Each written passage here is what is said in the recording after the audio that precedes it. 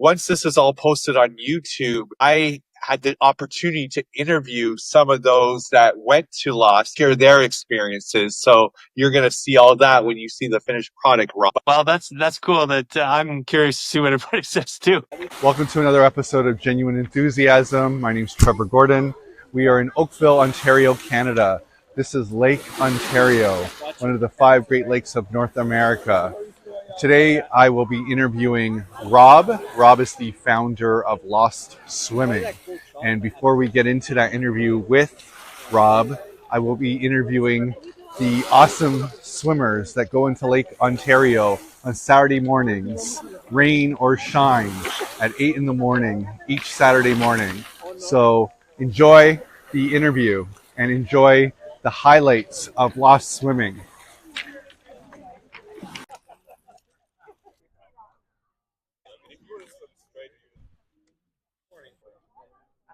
Good morning. My name is Dwayne Bouye. I've been a part of Lost for the last 11 or 12 years. So I think about 2012 or 13, whatever that works out to. What I like about Lost Swimming is the camaraderie of it. I mean, you go out there and you swim with other people. The conditions of the lake are always different every time you come out here, and you get a new experience every time you come here, and people are willing to help you get through your struggles. So I would say just the people and the lake, and we come together as one, and we embrace the moment every single time. Hi, I'm Kira Gillette. It's my second time with Lost, and it's just really fun to meet other people who are into swimming and triathlons and just getting some open water experience. Dan Gerzak. I've been a part of Lost since 2011, and I love 2 things. One is the open water, certainly, and this environment is great, being able to watch the sun come up over the lake in the morning, and then 120, 150 great people, so it's a super Saturday morning. My name is Lynn Rogers, and I've been a part of Lost probably since 2012, and I just love the open water. It's fantastic. It was really hard for me to go from the pool to the lake, but now I can't get out of the lake. My name's Alan Stratton. I only joined Lost Swimming last year. My coach said that it would be a good idea for my training. And let's put it this way, Rob could sell anything. He could sell binoculars to a blind man. What I love about Lost Swimming is the community. Swimmers are a great bunch of people to be with, and it gets me up early on a Saturday morning so I can get some exercise. My name's Vanessa Marabelli. I've been a Lost member for about 15 years, I think, one of the originals. Just love the fresh water. It's like having a pool in your backyard and just taking it all in, watching everyone at all different levels enjoy it. My name is Luis Escobar. I've probably been a part of Lost for roughly 8 years. I'm also part of the Lost Board, which is great. And I love that it's a great open water community, which is something that I love too. I'm probably the largest community open water swimmers that I've been involved. Yeah, I love it. My name's Deanna. It's my 3rd season at Lost, and I like that Lost gets me up early Saturday mornings to swim in the lake. My name is David Zhang. This is my first time to Lost. I just came back from Muscle Man. Yeah, the Muscle Man is very tough swimming. Yeah, I find I need more open water practice. My name is Ian. Probably coming for about 9 years now. Really didn't start swimming until I was probably in my 50s, and this just opened up a whole new world. You know, it's exercise, getting outdoors, confidence building. Went swimming in Barbados, go to some open water, events. Very, very social. Yeah, it's really become kind of a central part of our life now, just around swimming. Yeah. My name is Trevor Gordon. I'm doing another awesome episode of Genuine Enthusiasm. Today, I'm thrilled to welcome today's guest, Rob Kent, the founder and heart behind Lost Swimming, the Lake Ontario swim team. In 2006, while training for his English Channel swim, Rob began gathering friends and a family for early morning laps at the Oakville Lighthouse. That casual call to meet at the lighthouse and go for a swim has grown into a vibrant open water community that thrives every Saturday at 8 a.m. in Oakville, Ontario. I personally first heard about Lost Swimming because of my girlfriend who is such an athlete and wanting to swim, run, bike, and she spoke so passionately about those Saturday swims, rain or shine. So inspired by her enthusiasm, I myself joined the group last season a few times. I'll be honest, I didn't do it as many times as she did, but I supported her and I came out a lot of the time to support her. And I'm doing the same this year, cheering her on and everyone else on and just soaking the energy. So, Rob, thank you for doing this. Yeah, absolutely. Happy to. I know you're a busy man. I appreciated you letting me be spontaneous and kind of coming up to you and asking if it was okay to do this interview. So again, I thank you for this. Yeah, no problem. Always happy to put the word out there. Awesome. So let's just get right into it. The origins. Back in 2006, you began inviting friends and family to meet at the Oakville Lighthouse for early morning laps in Lake Ontario while training for the English Channel. What did that initial spark feel like? And how did a casual meet at the lighthouse go for a swim evolve into this grassroots movement now known as Lost? Well, it kind of even goes back a little bit further than that. I was a decent swimmer back in the day. I went to Olympic trials and stuff like that and competed internationally. I went to 88 Olympic trials and then never swam again for 17 years after that. And that's when I got into running and stuff. And then that got me into triathlon and Ironman, which kind of dragged me back into swimming, and I wasn't really that keen about it. But then open water was something totally different than all the millions of laps I'd done in the pool, which I had long since been burnt out from. And I liked the open water. I'd never really done that before. And just the way my brain is wired, I kind of went, well, this is cool. I should find some kind of goal to do. How about let's do the English Channel? So I went from not swimming for 17 years to deciding that seems like a good goal. So did that. And at the time, no one swam in Lake Ontario. This was 2006. And like nobody did. It wasn't like, it was crazy. People would stop and go, look at, there's someone swimming in there. Like maybe somebody splashing around or whatever, but it was unheard of. And I thought, I just live a couple blocks from the lake and it seemed like a reasonable thing to do. And there was a lot of myth and lore about whether you should or shouldn't swim in the lake. I trained for the English Channel and everything. It is actually pretty similar conditions. And I went to England and didn't make it. I swam for 12 hours and had a really rough day. And there was 11 of us went and nobody made it. But the cool thing was the glass half full part of it was that I enjoyed training for it. So then the next summer, I dragged a few of my triathlon buddies out and Ironman buddies, and there would be like 6 or 8 of us. And then the next year there was like 8 or 10 of us. And then the next year, like there was 20 of us or whatever.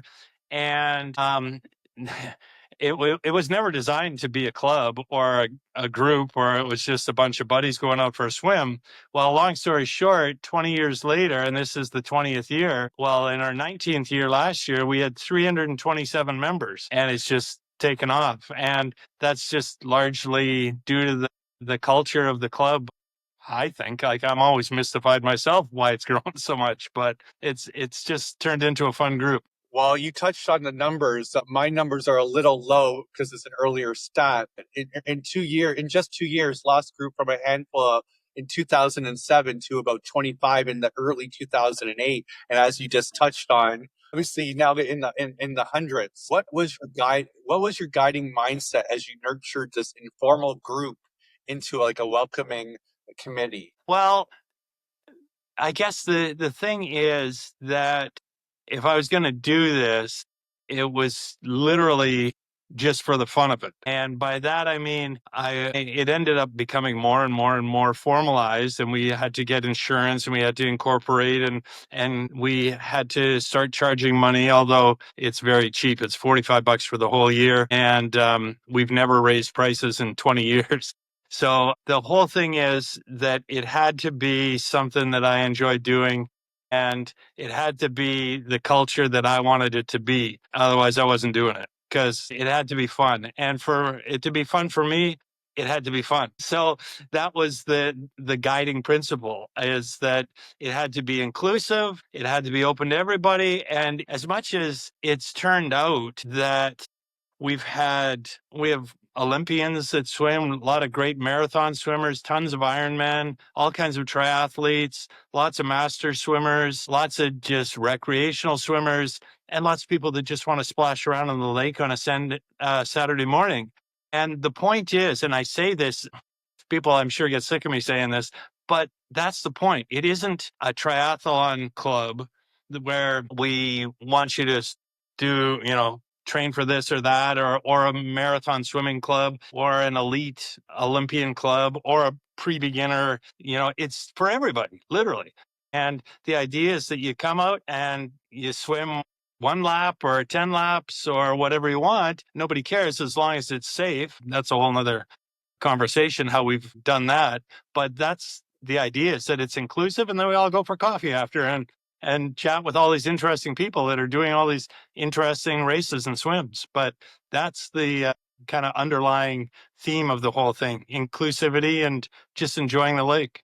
Just to circle back a little bit, though, in those early days, I guess, and maybe this is just a hard question to answer, maybe, but did you sort of intentionally cultivate an informal and welcoming atmosphere, such as meeting at the lighthouse on a Saturday morning, to foster this inclusive, community-driven culture that now defines lost swimming like today? That's a good question, because, well, the short answer is no. Because, like I said, this was, if somebody says, I'm going to start an open water swim team, and they incorporate it and they get insurance and they advertise it, and that's the objective. This was never that. This was a bunch of guys going for a swim. And the weird thing, I remember one summer, I don't know, it was probably probably third or fourth summer, where people started showing up and I didn't know them. And I thought that was very weird. Like, it was all just me and my buddies. And then word got out, and there was people that I didn't know that had heard about it and started showing up. And you're welcome to swim. Like, I guess, like, that's weird. And then more people did. And then soon there were more people that I didn't know than I did know. And I thought, wow, this is kind of growing. And we literally have had people and every single week we get people somebody from another country, from Ireland, Spain, South Africa, Australia, lots from the US. Every single weekend we get some random that came from Ireland or England or Scotland or anywhere, like lots from Venezuela and Colombia and Mexico and all these people. And it's just weird how it's growing. And actually, I almost forgot about this, but when it first started up, you got to put yourself back in 2006. There was no such thing as podcasts or anything like that. And I was writing a blog back when people wrote blogs. And that was kind of what put it out there. And people liked my, I don't know, weird writing style. And it kind of caught on.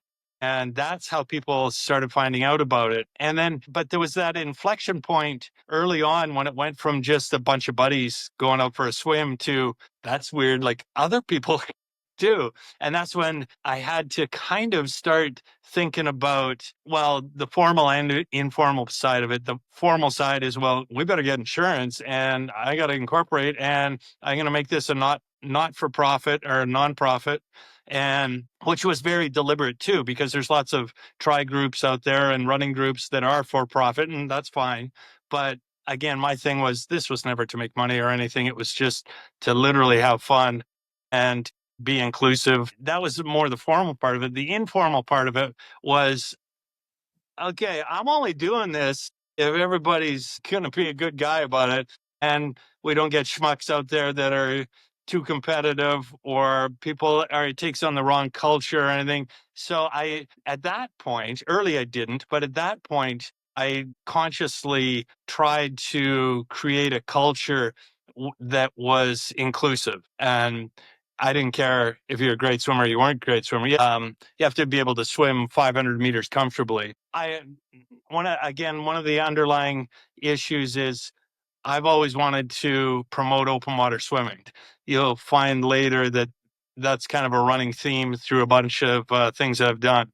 That was kind of another one of the guiding things is, well, if this is growing the way it's growing, let's really grow it and let's grow the whole sport. And it has. This is like a bonus question that wasn't even on my list, but as you were talking, you are very humble about the success. But I'm wondering, there's probably multiple copycats that are trying to achieve what you're doing. I'm still learning this culture, but just from being along the lake, I don't see anything as organized as what you're doing. And even if it is, I don't think it's as good. And I'm thinking that has to be kudos to you and that sort of base underlying foundation of people that seem to be reaching out to their circles and their circles. So that's why you're not, for lack of better words, getting douchey people that are there to cause problems. I'm thinking like you're maybe too humble to say that, but I'm wondering, is that what you think makes your group, even though you're, as you said, it's more people that you don't know versus who you know. But I can say, if you're not going to say it, everyone there made me feel welcome. When my girlfriend was running around swimming and I was by myself, so many people were asking me questions. Everyone was so lovely and nice and encouraging me to go in. And even though I didn't have a wetsuit, I'm just wondering if that's you and that base, right? Like that has to be that what makes your group stand out amongst any other organized group at the lake. Well, okay, so there's two things there. One is, oh, thank you. And I guess the funny thing is, like you say, there's other groups and not as big and everything.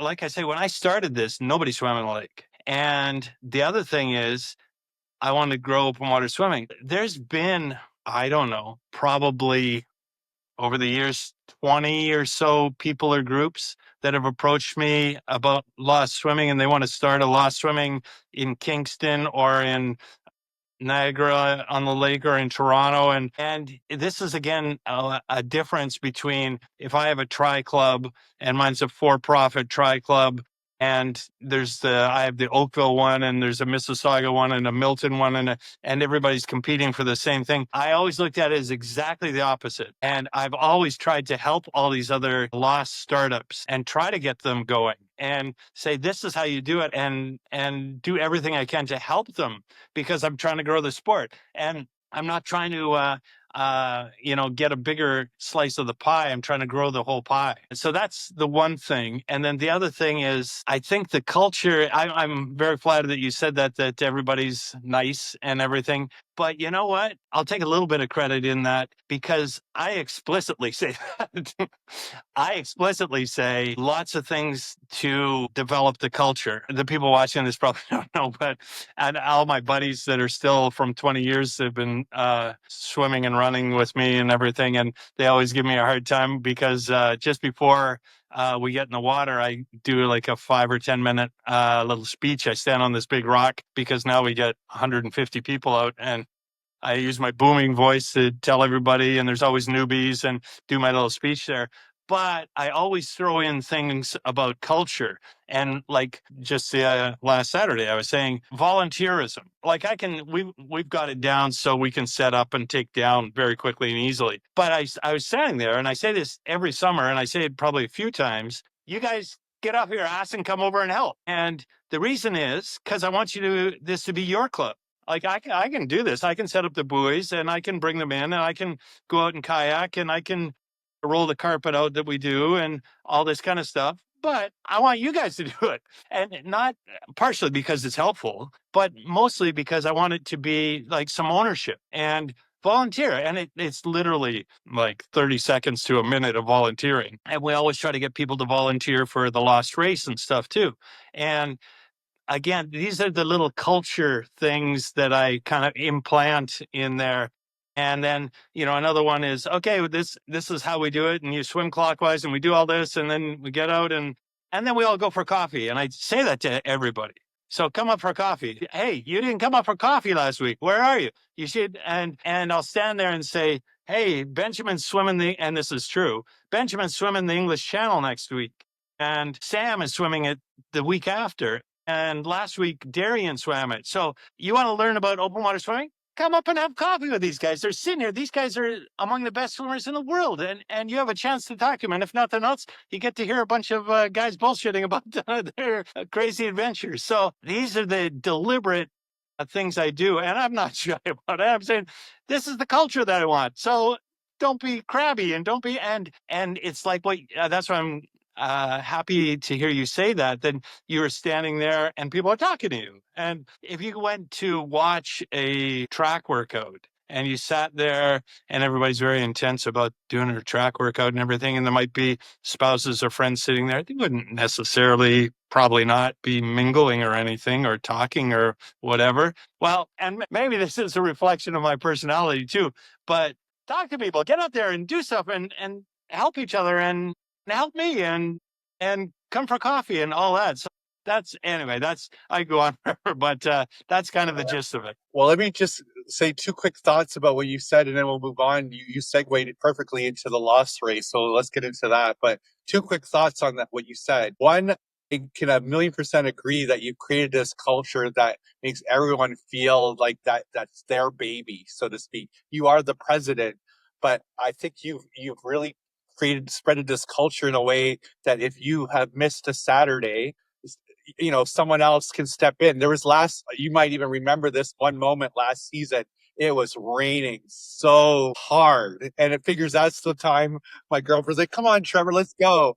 And you might not have been there, or maybe there was a reason why you weren't there, but one of your members, his name escapes me right now, he stepped in and he led it. He got everyone riled up and excited, and I see him every week. He looks like a regular, and yeah, he just stepped in and he was great. So that was one quick thought. My other quick thought is me as a rookie who only went there a few times, again, because I felt welcome and I'm learning things. There's been times when everyone's in the water and you're busy mingling and keep making everyone safe and everything. People are coming up to me on that path behind me at the rocks, asking me questions about it. And I'm bragging about it like I go every weekend, which I don't, full disclosure. But everyone gets excited about bragging about Lost like it's theirs. So I 1,000,000% hear you that you created this atmosphere where we all feel like it's ours, even though you're Mr. President of this thing where everyone feels it's theirs. Well, two issues there. One is, like I always say, yeah, okay, I'm the face of it and the founder and all that, but I have 20 members on the board, and these are all the like old guys that and women. It's probably 60-40 men, but and actually, and I'm a weird kind of Excel geek, and I've literally kept stats on this since like, well, 2003. I have a spreadsheet that goes back every year since 2003, from water temperature to attendance to everything. But I have this board of 20-member board, and these are the guys that really, I'm the guy that stands on the rock and talks and everything. But I couldn't do it without these guys helping me. And that's cool that when I wasn't there, that somebody. And if I'm going to a race or something, I miss one or two a summer. But one of these guys from the board steps in and does the same thing. And we were talking about that recently, about succession planning. Not that I plan on dying anytime soon, but it's a weird thing because, again, this was never an intended club. It just grew into one. And then, okay, well then, like, how do you perpetuate this? And you hope that you've created a culture strong enough that the culture keeps going. But then there's the mechanical part of it. How do you get other people to do it? And nobody wants to step in because it's kind of my baby, but on the other hand, everybody steps in and helps out because I couldn't do it on my own because it's just grown into this monster. Well, we touched on it. Let's get into it. Launching the Lost Race. So the first Lost Race in 2008 featured just 8 swimmers, half family. By 2009, it grew to 39 and now draws hundreds.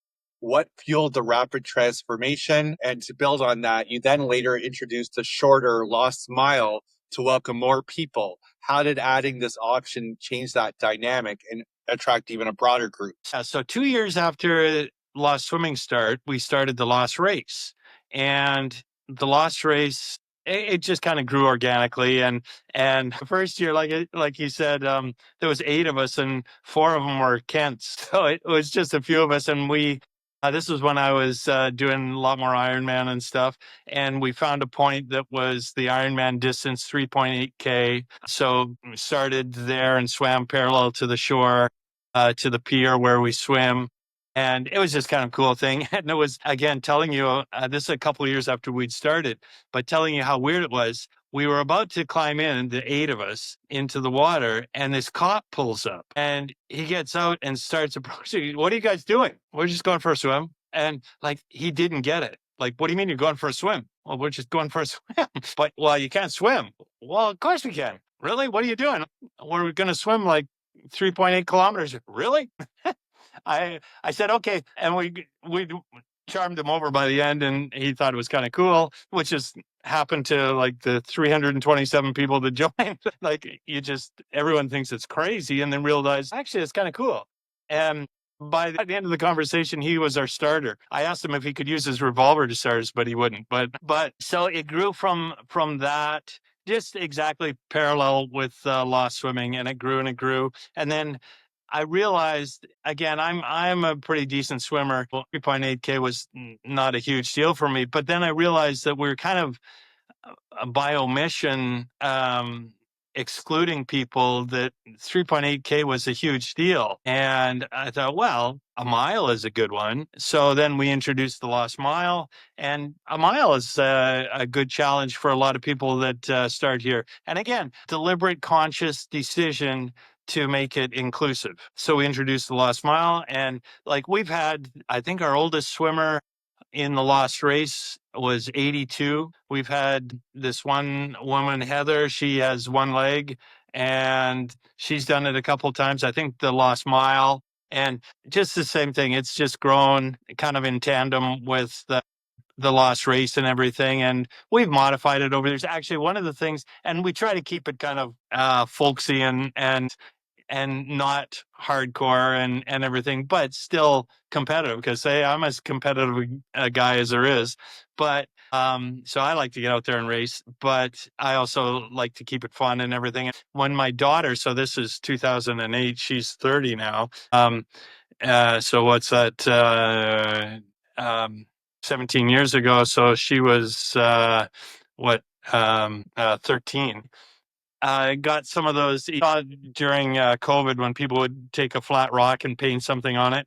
And she did that for all the participants, because there was only 8 of us. And then there was 16 of us. And then there was 32 of us. And then the next year there was like 40 something. And she goes, or 60 something. And I can't do this anymore. So then we just made it for the top 3 in each division. And that was one of the traditions we kept. You get your Lost Rock, and people think that's pretty cool, that, it's a tradition that we've kept, and you get a medal, everybody gets a medal and all that. So it's kind of the best of both worlds. So we try, again, a conscious decision to make it fun and to make it inclusive and to make it not hardcore, still competitive. Like I say, one of the records is held by an Olympian, and we've had lots of Olympians come out and swim it and things like that. But that's the gist of it anyway. You touched on your daughter. You kind of stole my next question a little bit, but you're segueing really perfectly. But your daughter Macy's hand-painted finishers rocks and the beloved pier pick tradition have become staples. How do these personal touches strengthen the sense of community spirit? So the Lost Rocks, like I said, that was Maisie doing it, and not knowing that the monster she created. And then one of the other guys on the board, his daughter took it over for a few years, and some years I do it. And we've got a guy who's a tattoo artist, and he's done it a few times. That's part of the thing that I know from. Literally, I've done, I forget, 47 marathons and lots of triathlons and ultras and stuff like that, and lots of swimming races and stuff too. A lot of the races, I got a big box in the basement full of medals and everything, but some of the coolest ones are ones that are not store-bought, that are unique and everything. That's the one thing I've learned I've got one, a conch shell from a race that I won swimming around Key West, a 20-kilometer race around Key West. And it's just a little engraved plaque on his big conch shell. And things like that, I think, are cool. So although these things kind of seem haphazard, there's a lot of thought that went into all of them. We deliberately kept some things and deliberately got rid of things. More on the safety side, we're always looking at improving and everything. And the pier picks, again, just kind of fluky. After the first year, we used to swim instead of to the beach. We used to swim to the pier, but then they put in big rocks there, so we couldn't. So now we swim to the beach. But initially, we climbed out onto the pier, so we took a picture. And the next year, we did the same thing. And then the next year, we couldn't. But I thought, oh, we should go back out there because it kind of shows one of those almost timeline things where you can see this picture, this picture, this picture, and then the next one. And now there's hundreds of people on the pier, and again, one that we consciously did, and it's cool to see the visual progression of the number of people in the race, and it just makes for a cool shot. Again, a very conscious decision there, culture-wise, is so who gets to go in the picture? All the swimmers? Well, no. All the swimmers, all the volunteers, all the race officials, all of the spouses and friends that were there. It's inclusivity. Like, get everybody out there, and it's just fun. And this is your reward for hanging around and waiting for your swimmer to come in. And everybody get out there, and again, just to make it more fun. So that's where that came from. Awesome. All right, let's do a little bit of rapid fire, a little more shorter answers. We're going to talk, this segment is going to be specifically talking to individuals that might not have ever swam in Lake Ontario or maybe want to, but they're hesitant. So we're going to just spend some time talking about Lake Ontario. So there's going to be about 3 or 4 questions. They're similarly worded questions, but if you wouldn't mind just giving me a little more to the point so that we can really focus on this debunking myths about Lake Ontario swimming. Okay, are you ready? I'm ready. Okay, perfect. So we'll start with many people believe Lake Ontario is unsafe due to E. coli contamination. From your experience with lost swimming, how accurate is this perception? And what factors contribute to water quality where you swim? So I get that question probably once a week. And the short answer, I never want to be too glib about it, but the answer is yes and no. Lake Ontario is the 11th largest lake in the world. And for somebody to say you can't swim in Lake Ontario, like there's some truth to it. Like everybody wants it to be yes or no or black or white. Well, yes, there are times and places where you shouldn't swim. However, for the most part, yes, you can swim in Lake Ontario. Okay, so the answer to that is it depends. And the answer is I've swum literally from Hamilton to Toronto and even down in Kingston, and I've swum across Lake Ontario and all this. I know every freaking corner of this lake. And I know where we swim very well. And the reason that we swim where we swim is because it's the best place to swim. And the answer is don't swim where it's really shallow and doesn't circulate well. And don't swim where there's overflow sewage outlet. And don't swim all the obvious things. So yeah, people say you can't swim there. Well, it depends. You can't swim in certain spots, but you can in others. And the reason that we swim where we swim is that it's the good news, bad news is that it circulates really well. And by circulates, that means it gets really cold. So because it's always moving, you get fresh water from the bottom coming up, which is good for cleanliness and not as good for warmth. But it's one of the best places to swim is the long answer of your short question. Well, let's build on that a little bit. A common myth is that Lake Ontario is filled with pollutants and waste. What steps are being taken to improve water quality, and how can swimmers or the general public help with that? Okay, so this comes back to when I first started swimming there, and everybody thought I was crazy, and you get the joke about do you grow a third eye or anything like that, and or are you green and everything. Again, people like it black or white. You can or you can't, or it's bad for you, or it's good for you, or whatever. Well, nuance. And the answer is there's some truth to that. In the 50s, 60s, 70s, 80s, there was a lot of pollution that was dumped into the lake. and it wasn't treated well, and it probably was gross. And then in the 90s, they started cleaning it up, and 2000s and everything. And again, it's a monstrous lake. People don't appreciate how big this lake is and that it does circulate. And it's a very deep lake. Lake Erie is much more shallow, and there's a lot of things that go into the answering the question, but there's some truth to it. But mostly, I would say that Lake Ontario has been cleaned up a lot and is totally fine. Like how they cleaned up the Seine for the Paris Olympics. Well, that was a disaster. And I've swum around Manhattan, which 47 kilometers around that in the East River and the Harlem River and down the Hudson. And even that river, they've cleaned up a lot. Like, I don't know that I'd want to be making mud castles out of the mud at the bottom of that, but it turns over. Like there's a lot of the water is flowing through there very rapidly, and they don't dump stuff in there like they did in the 50s and 60s and 70s. And the same in Lake Ontario. First of all, even like I'm the first guy to say I'm all over trying to help clean up Lake Ontario. But I also don't like people coming out there saying, we got to clean up the lake because it's a toxic mess. Well, that's not really true. It's always good to clean up the lake, but it isn't half as bad as you're exaggerating it either. So I'm totally for cleaning it up and continuing. And everybody, I just did form kind of thing for an environmental group this afternoon about that I lent some my knowledge about it. So I'm all over it, but I also don't like fear mongering and people exaggerating how bad it is, because then it backfires on you and people don't want to swim in there. And it's totally fine to swim in there in the right places, in the right location, and all that. So yeah, there's your answer. Just this one part then. If swimmers want to help, what would you say to them? How can swimmers help with cleaning up the water? What would be the short advice you would give them without fear mongering, but like how can the public or swimmers help with Lake Ontario cleaning it? Well, the obvious answer is to get more involved with various environmental groups, which is great. And there's lots of them around. You can look to conservation or Eat, Swim, Fish is another one, and all these. The more practical thing for most people is come up to Lost Swimming, see for yourself, and then tell everybody.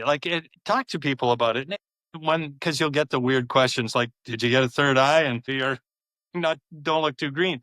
And you tell them, no, that's a myth. Like that it isn't nearly as bad. But it's good to clean it up and just public awareness. And public awareness is how Lost has grown. And that's also how, like, when you look around people training and swimming in Lake Ontario now, I'd like to think that a big chunk of that is due to Lost Swimming. And the vast majority of that is word of mouth, and it shows you the power of word of mouth.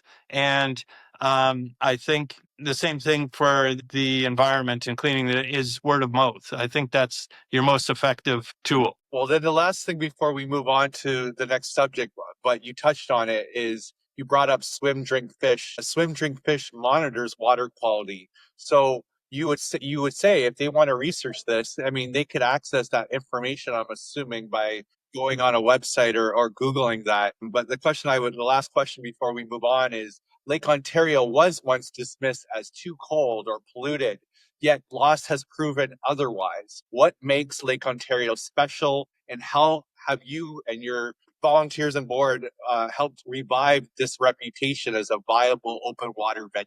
Well, I always say that when I started swimming there, people would say it's too polluted and too cold. And I come back on it's not too polluted.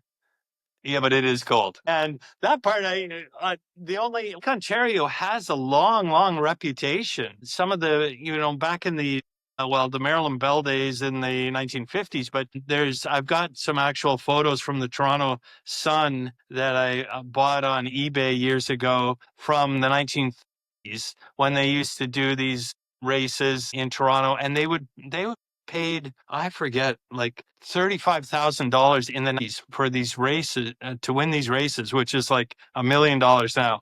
And it was a huge deal swimming in Lake Ontario. And so there is a reputation for the lake and of open water swimming, and it kind of went to the bygone days for that period when it was more gross and toxic and everything, and it isn't anymore, and or arguably isn't. Like I said, it depends, but yeah, I think that just the awareness and everything is the most important part of that. Yes.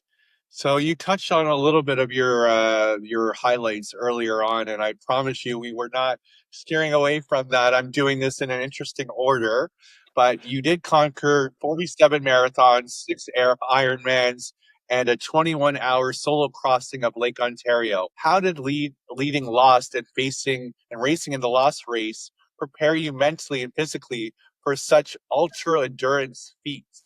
With how did swimming in the Lost Race prepare me for that? Not at all, because like again, If and it this was a is probably in the other way around, right?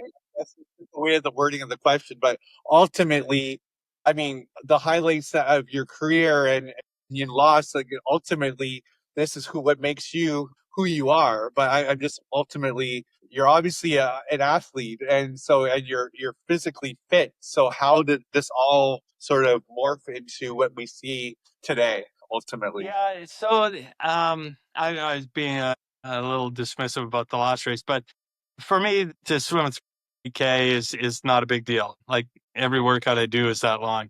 Um, and but I guess the thing of it is, okay, here's how I would tie it all together is, and I tell people this all the time, that we get, I don't know, at least 50% of our members are triathletes or new triathletes or want to be triathletes. They're triathletes who suck at the swim and want to come out and practice and get better at it and things like that. And one of my life lessons that I've learned through Lost and doing all these races and everything is that if you want to do an Ironman, and there's lots of people that want to do one Ironman. And I only ever wanted to do one marathon and ended up doing dozens of them. And if you want to do one marathon, one Ironman, go do one. That's fine. If you want to have an adventurous, healthy, athletic lifestyle, then, and this is my little pearl of wisdom, is find a group. Like find a swim group, find a run group, find a tri group, find a cycling group, and find all of them and do all of them. And then some years, for go in your, like I did, like do 5 or 6 or 10 years of Ironman and these days I've been doing a lot of ultra running, and I never did those before. And, and every couple of years I switch it up. And like next year I've applied to swim the Strait of Gibraltar. And this past year, just a couple months ago, I did a 100-mile running race. But the point isn't that. The point is that I have buddies to do it with. And once you get over yourself, and the days of me winning any races have long since come and gone. But the gist of it is, it's all about doing it for the stories and to have good stories with buddies to talk about over beers or coffee or whatever.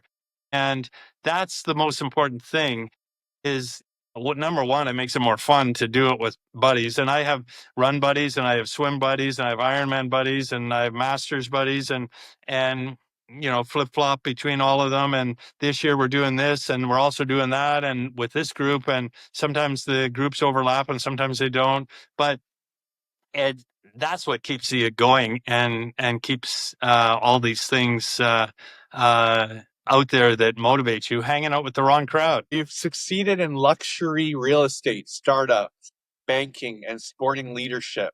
What overarching principles have helped you lead across those various domains? So the answer to that is just being an A-type personality who likes a challenge and likes to build things. The commonality with all of that is I like a challenge and I like to build things, whether it's literally or figuratively. I literally like to build houses. I like to build companies. I like to build swim teams. I'm building a stone bridge in my backyard over a creek, and I like to build the culture of Lost Swimming. I was asked to run a professional swim team recently in the ISL, the International Swimming League.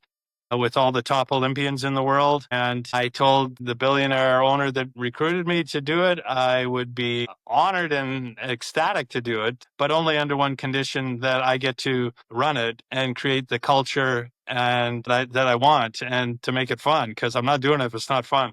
And the weird thing was, we were the expansion team of the ISL, and we came on as like the new guys, and our team was obnoxiously fun, and we did really well, way better than we should have, and we just had a great time, and it showed up in our results as well. I'd like to think that that's how I roll. Like, if I'm having fun, then I'm more successful, and if I'm more successful, I'm having more fun. You balance ultra races, board meetings, family life, community, and don't forget post-swim coffees and beers. How do you recharge, stay grounded, and preserve the joy amid all this ambition? I don't know. Like, I guess the answer to that is, I don't know. You make it sound like it's an effort. Like, it's not really an effort. Like, that's how I am. So if I was putting on a front and had to, and sometimes you do, and whatever, you got to put on your face, and not every day's a holiday and a picnic and everything. But the gist of it is, yeah, that's how I am. So, I'm not, I like to go on vacation. I watch some Netflix and all that kind of stuff, like anybody else, and go out. But I genuinely enjoy. Uh, I guess that's kind of what I was getting at before too. Is I only do, especially now that I have the latitude to, uh, more so financially. But I only do the things that I like to do, and then if I'm doing the things that I like to do, then they're fun. And if they're fun, then it's not that hard to do them. And so it becomes a virtuous circle for me. Advice. I want you to give advice to a new swimmer, a swimmer, or just human beings in general with this question. Reflecting on endurance challenges, grassroots events, and business ventures, what mindset tools or daily habits would you recommend to people striving for purpose and performance in these areas? Well, for endurance, and I mean this for endurance running or swimming or starting up a company or anything, the easy answer to that is, which is not an easy answer, but the answer is obvious, or it is to me, is patience, and one bite at a time. Like, when you're doing, and people say that when you're swimming the English Channel or across Lake Ontario or around Key West or whatever, like, what do you think about? And like, isn't that boring? And the hardest thing is to just be patient. You'll get there. Just shut up and swim, shut up and run, and just do it. And the old thing, how do you eat an elephant? One bite at a time. How am I ever going to do that? Just do it. Just start. Like the Nike thing, just do it. Like, start doing it. And like, I laugh at people that think that I'm that successful. I'm not successful because I've failed so many freaking times. But when you get back up and you do it again and you do it again, it took me 15 times to qualify for the Boston Marathon. And I've run the Boston Marathon 4 times now. And people only go, "Oh, you run Boston and everything?" Yeah, nobody asks you how many times did it take you to qualify. Most of my buddies qualified on the first time and everything, and I was the slowest fast runner out there. I so be patient. As my wife, because my wife is is the perfect antecedent for me, because she carries. We do a lot of the same things and everything, but she also has a totally different personality type, which suits very well. And one of the things that makes her crazy is I don't get embarrassed about anything, and it's a philosophical thing. Like, I don't care. Like, and if you don't care, it's very liberating. Like, do it, fail at it, and go, shit, that was dumb. And then you go on and fix it next time, or you don't do it, or you come back.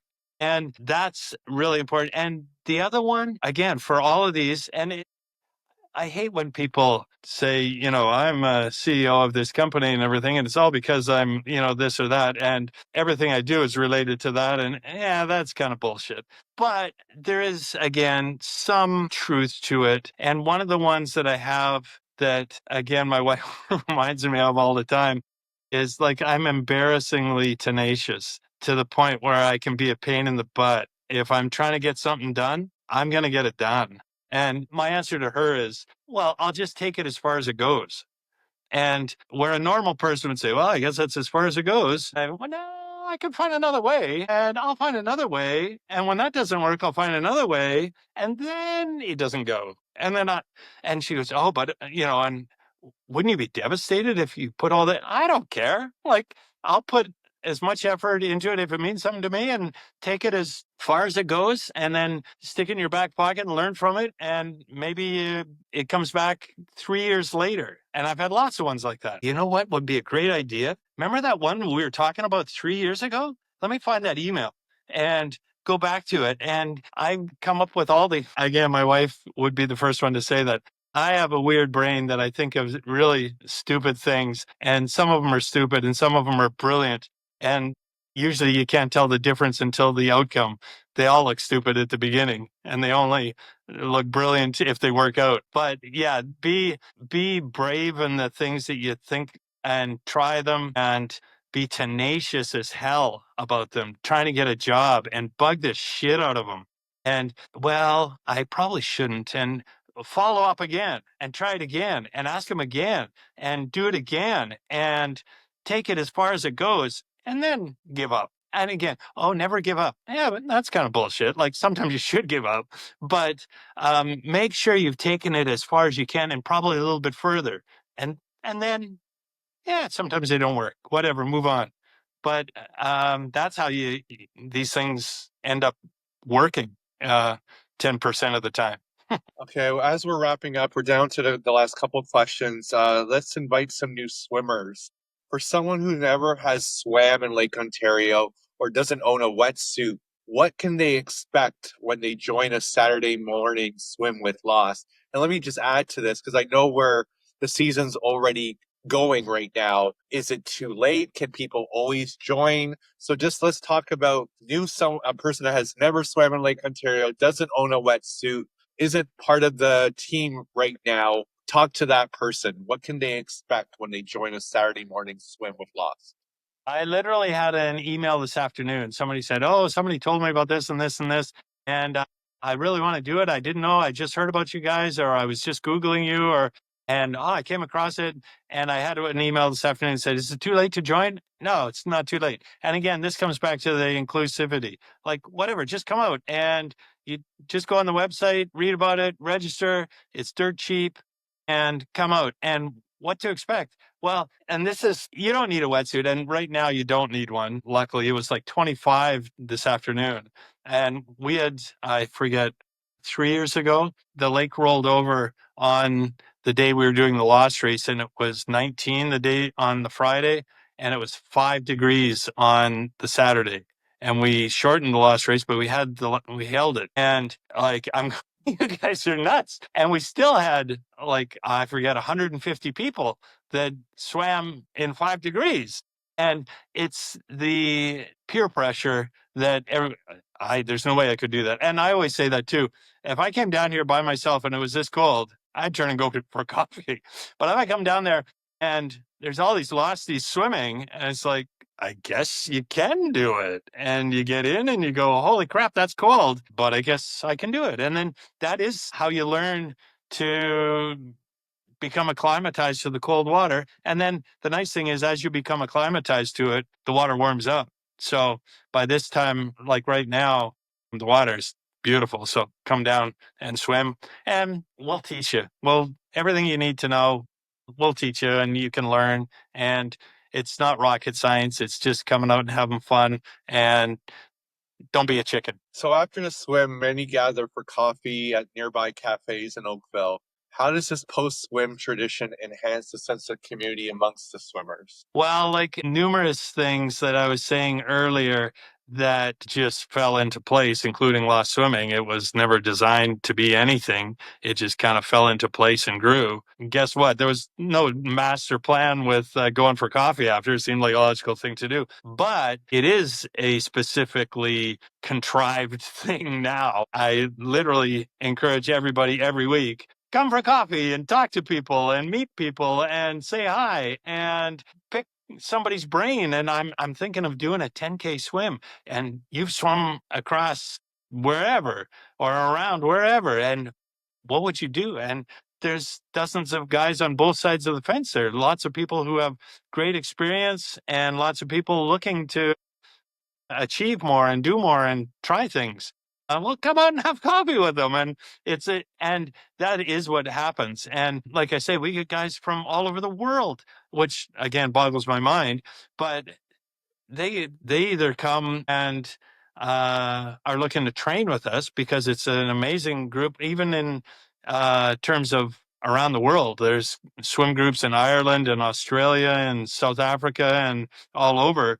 And lost swimming is as big as any of them. And that's what I always tell people that, oh, those Irish, they're crazy. They swim in cold water, or the Aussies and all this. And nobody swims. There is no group. I challenge anybody to find a bigger group that swims in colder water than Oakville. Like, we get 100 people out there that swim in 10 degrees. Yeah, find me another one that does that anywhere in the world. And I do know just about every club around the world. So that's how this whole thing ties together, is that you get out there and you get wrapped up in it, and the camaraderie and the peer pressure, and you just end up doing it. Rob, I'm going to give you the last word. First of all, before I give you the last word, I want to thank you for doing this interview with me. I've learned so much, and I'm motivated now to go this Saturday to jump in behind my girlfriend and do this instead of just, cheering her from the shore. But again, I thank you for doing this interview. I've learned a lot. You've motivated me. I have goosebumps on my arms right now. But I'm giving you the last word here. What would you say to sort of wrap this up? And also, sorry, before I forget, once this is all posted on YouTube, I had the opportunity to interview some of those that went to Lost, and we're going to share that just before or just after. I haven't figured that part out. But the point is, we're going to be interviewing, or we did interview some of those swimmers, part of Lost, kind of share their experiences. You're going to see all that when you see the finished product, Rob. But I'm giving you the last word, Rob. What would you say here? Well, that's cool. That I'm curious to see what everybody says too. But to wrap it all up, I would say that Lost kind of, and this is maybe a little hokey and maybe whatever, but I still think it's true, is Lost kind of symbolizes what I like, or is a function of what I like. And I'm biased because I like it.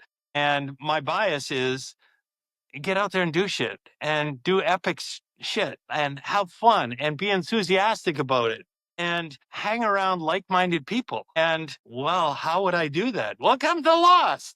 That's how I would wrap it all up. Well, thank you. I will make sure I put the website and everything, all that in the captions and everything. Again, Rob, I thank you so much. I personally have learned so much. I'm excited, and I know those that are watching this in whatever form that they watch this or listen to it, they're going to be so motivated to jump into Lake Ontario. It's like the saying, just jump in a lake. Well, yeah, just jump in a lake. So I know you got me motivated to jump into Lake Ontario this Saturday. So thank you. That's awesome. My pleasure. Thank you, everyone. And thanks for watching, everyone. Thanks.